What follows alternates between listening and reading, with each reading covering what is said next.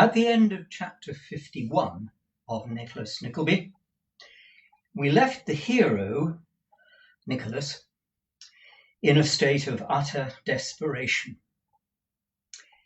Nicholas had found out from Newman Noggs that his uncle and her father were plotting to marry his beloved Madeline to the old miser Arthur Gride, and his anger was uncontrollable. He was ready to do almost anything to stop it. As chapter 52 begins, Newman Noggs is able to persuade him to calm down, because it's very clear that a direct action of any kind is out of the question. It would probably make the matter much worse. The only hope is to appeal to Madeline herself. And so in chapter 53, after a sleepless night, we find Nicholas at the door of the prison lodgings where Madeline and her father live. The street door being open, he quietly ascends the stairs to the room where he had met them before. Bray and his daughter were sitting there alone. It was nearly 3 weeks since he had seen her last, but there was a change in the lovely girl before him which told Nicholas in startling terms how much mental suffering had been compressed into that short time. There were no words which can express, nothing with which can be compared, the perfect pallor, the clear, transparent whiteness of the beautiful face which turned towards him when he entered. The father sat opposite to her, not looking directly in her face, but glancing at her as he talked with a happy air which ill disguised the anxiety of his thoughts. The drawing materials were not at their accustomed table, nor were the other tokens of her usual occupations to be seen. The little vases which Nicholas had always seen filled with fresh flowers were empty, or supplied with a few withered stalks and leaves. There are times when the mind, being painfully alive to receive impressions, a great deal may be noted at a glance. This was one, for Nicholas had but glanced around him when he was recognized by Mr. Bray, who said impatiently, "Now, sir, what do you want? Name your errand here, quickly, if you please, for my daughter and I are busily engaged with each other on more important matters than those you come about. Come, sir, address yourself to your business at once." Nicholas could very well discern that the irritability and impatience of this speech were assumed, and that Bray, in his heart, was rejoiced at any interruption which promised to engage the attention of his daughter. He bent his eyes involuntarily upon the father as he spoke, and marked his uneasiness, for he coloured and turned his head away. The device, however, so far as it was a device for causing Madeline to interfere, was successful. She rose, and advancing towards Nicholas, paused halfway and stretched out her hand as expecting a letter. "Madeline," said her father impatiently, "my love, what are you doing?" "Miss Bray expects an enclosure, perhaps," said Nicholas, and with an emphasis which she could scarcely misunderstand. "My employer is absent from England, or I should have brought a letter with me. I hope she will give me time, a little time. All I ask is a very little time." "If that's all you've come about," said Mr. Bray, "you may make yourself easy on that head. Madeline, my dear, I didn't know that this person was in your debt." A trifle, I believe, returned Madeline faintly. I suppose you think now, said Bray, wheeling his chair round and confronting Nicholas, that for such pitiful sums as you bring here because my daughter has chosen to employ her time as she has, we should starve. I have not thought about it, returned Nicholas. You have not thought about it, sneered the invalid.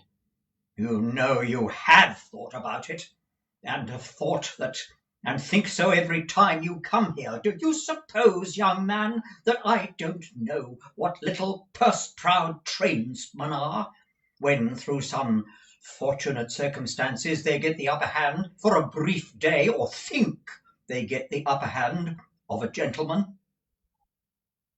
My business, said Nicholas respectfully, is with a lady. With a gentleman's daughter, sir, returned the sick man, and the pettifogging spirit is the same, but perhaps you bring orders, eh? Have you any fresh orders for my daughter, sir?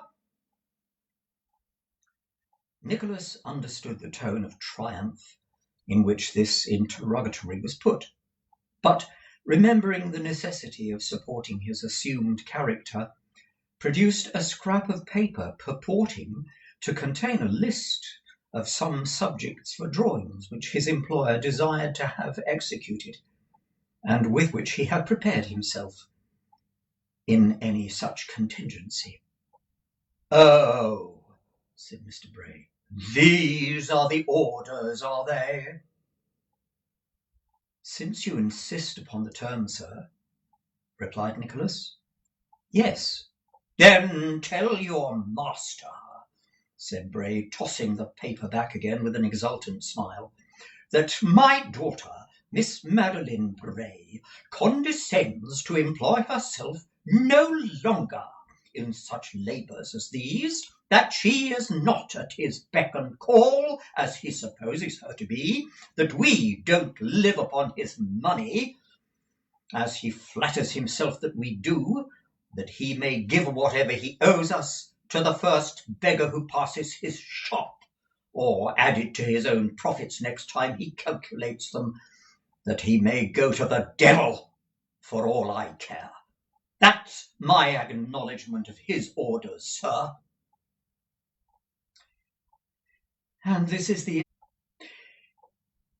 father was too much absorbed with his own exultation to mark the look of scorn which, for an instant, Nicholas could not have suppressed had he been upon the rack. There, he continued after a short silence, you have your message and you can retire, unless you have any further orders. I have none, said Nicholas, nor in consideration of the situation you once held have I used that or any other word which, however harmless in itself, could be supposed to imply authority on my part or dependence on yours. I have no orders, but I have fears. Fears that I will express, chafe as you may. Fears that you may be consigning that young lady to something worse than supporting you by the labour of her hands, had she worked herself half dead. These are my fears, and these fears I found upon your own demeanour. Your conscience will tell you, sir, whether I construe it well or not. For heaven's sake, cried Madeline, interposing in alarm between them, remember, sir, my father is ill. Ill? Cried the invalid, grasping, catching for breath. Ill? Ill? I am bearded and bullied by a shop boy, and she beseeches me to have pity and remember I am ill. He fell into a paroxysm of his disorder, so violent that for a few moments Nicholas was alarmed for his life, but finding that he had begun to recover, he withdrew, after signifying by a gesture to the young lady that he had something important to communicate and would wait for her outside the room. He could hear that the sick man came gradually but slowly back to himself, and that without any reference to what had just occurred, as though he had no distinct recollection of it as yet, he requested to be left alone. Oh, thought Nicholas, that this slender chance might not be lost, and that I might prevail. If it were but for 1 week's time and reconsideration. You are charged with some commission to me, sir? Said Madeline, presenting herself in great agitation. Do not press it now, I beg and pray you. The day after tomorrow, come here then. By then it will be too late for what I have to say, rejoined Nicholas, and you will not be here. Oh, madam, if you have but one thought of him who sent me here, but one last lingering care for your own peace of mind and heart, I do for God's sake urge you to give me a hearing. She attempted to pass him, but Nicholas gently detained her. A hearing, said Nicholas. I ask you but to hear me, not me alone, but him for whom I speak, who is far away and does not know of your danger. In the name of heaven, listen to me. The poor attendant, with her eyes swollen and red with weeping, stood by her. Nicholas appealed in such passionate terms that she opened a side door, and supporting her mistress into an adjoining room, beckoned Nicholas to follow them. Leave me, sir, pray, said the young lady. I cannot, will not leave you thus, returned Nicholas. I have a duty to discharge, and either here or in the room from which we have just come, at whatever risk or hazard to your father, I must beseech you to contemplate again the fearful course to which you have been impelled. What course is this you speak of, and impelled by whom, sir? Demanded the young lady with an effort to speak proudly. I speak of this marriage, returned Nicholas, of this marriage fixed for tomorrow by one who never faltered in a bad purpose or lent his aid to any good design, of this marriage, the history of which is known to me, better by far than it is to you. I know what web is wound about you. I know what men they are from whom these schemes have come. You are betrayed and sold for money, for gold, whose every coin is rusted with tears, if not red with blood of ruined men, who have fallen desperately by their own mad hands. You say you have a duty to discharge, said Madeline, and so have I. And with the help of heaven, I will perform mine. Say rather with the help of devils, replied Nicholas, with the help of men, one of whom your destined husband, who are— I must hear no more of this, cried the young lady, striving to repress a shudder, occasioned, as it seemed, even by the slight allusion to Arthur Gride. This evil, if evil it be, has been of my own seeking. I am impelled to this course by no one, but of my own free will. You see, I am not constrained or forced. Report this, said Madeline, to my dear friend and benefactor, and taking with you my prayers and thanks for him and for yourself. Now leave me forever.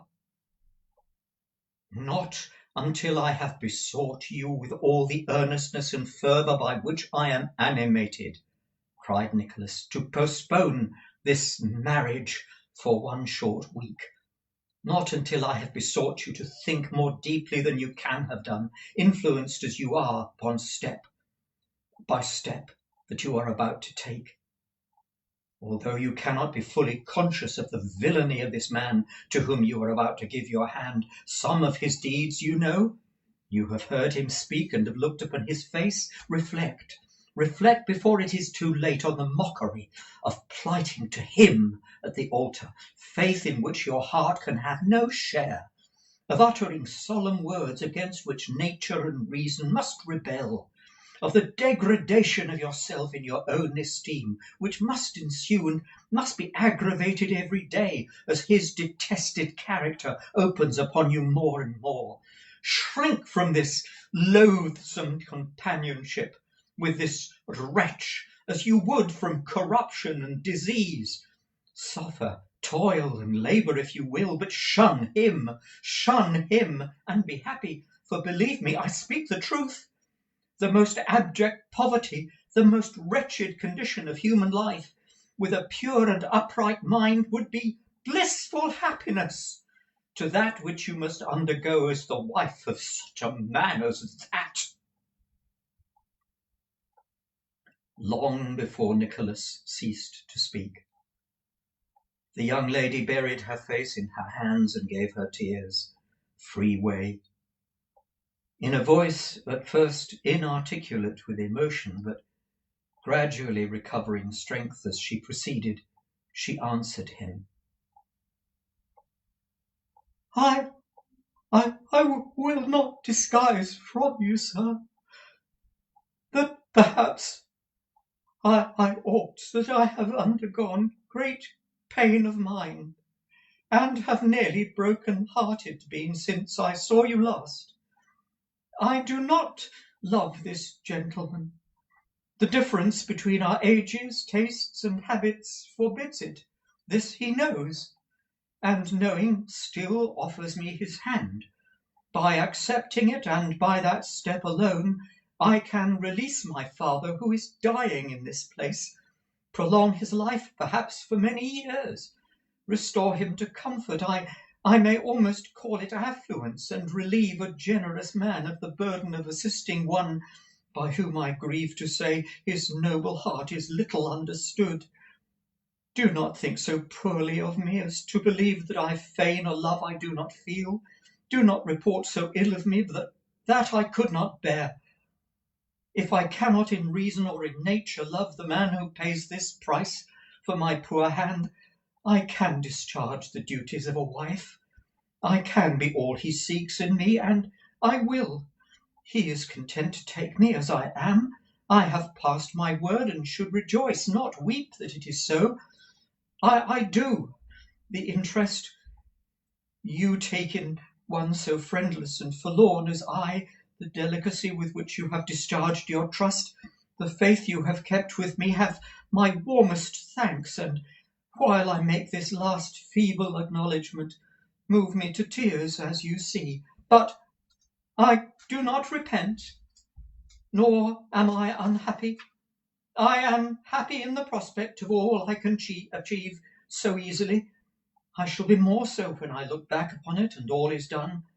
I know. Your tears fall faster as you talk of happiness, said Nicholas, and you shun the contemplation of that dark future which must be laden with so much misery to you.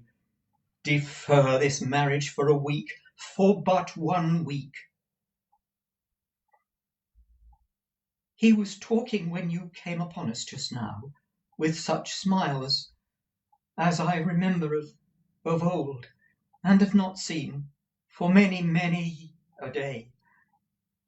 He was talking of the freedom that was to come tomorrow, said Madeline with momentary firmness, of the welcome change, the fresh air, all the new scenes and the objects which would bring fresh life to his exhausted frame. His eye grew bright and his face lightened at the thought. I will not defer, even for 1 hour. These are but tricks and wiles to urge you on, cried Nicholas. I hear no more, said Madeline hurriedly. I have heard too much more than I should already. What I have said to you, sir, I have said as to that dear friend to whom I trust in you honourably to repeat it. Some time hence, when I am more composed and reconciled to my new way of life, if I live so long, I will write to him. Meantime, all holy angels shower blessings upon his head, and prosper and preserve him.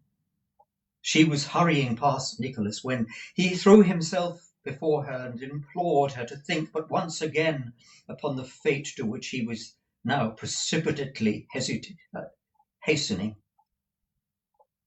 "There will be no retreat," said Nicholas in an agony of supplication, "no withdrawing. All regret will be unavailing, and deep and bitter it must be. What can I say that will induce you to pause at this last moment? What can I do to save you?" "Nothing," she incoherently replied. "This is the hardest trial I have ever had. Have mercy on me, sir, I beseech, and do not pierce my heart with such appeals as these. I hear him calling. I must not, will not remain here for another instant." "If this were a plot," said Nicholas, with the same violent rapidity with which she spoke, "a plot not yet laid bare, but which with time I might unravel, if you were, not knowing it, entitled to a fortune of your own, which, being recovered, would do all this marriage can accomplish, would you not retract?" No, it is impossible. It is a child's tale. Time would bring his death. Listen, he is calling again." "It may be the last time we shall ever meet on earth," said Nicholas. "It may be better for me that we should never meet again." For both," replied Madeline, not heeding what she said. "The time will come when to recall the memory of this one interview might drive me mad, but be sure to tell them that you left me calm and happy, and God be with you, sir, and my grateful heart and blessing." And she was gone. Nicholas, staggering from the house, thought of the hurried scene which had just closed in upon him, as if it were the phantom of some wild, unquiet dream.